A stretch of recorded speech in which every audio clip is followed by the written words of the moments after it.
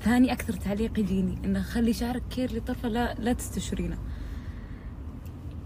أنا ودي أخليه كيرلي، بس مشكلة الكيرلي ما أقدر أصور فيه مرة ثانية نفس الشكل. يعني أنا يعني تخيلوا الكيرليات لازم تصير نفسها من بكرة ولا في مشهد معين، فهمتوا؟ هذا نسميه راكور، يعني لازم يكون نفس الشكل نفس اللبس مكان ثاني ويوم ثاني، تخيلوا. فصعب مرة إني أسوي نفس الكيرليات في يوم ثاني، فعشان كذا لازم أستشور شعري. هذا في شباب البوم. المسلسل الثاني لازم شعري مستشور، ما أقدر أقول ليه، بس إنه يعني لازم يكون مستشور.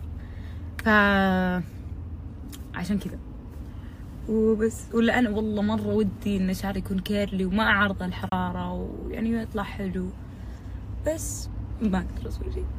وبعدين أنتوا تحسون إنه طال مرة، لأن أنا لما أسويه كيرلي يطلع قصير، بس لما أستشور يطلع طويل مرة.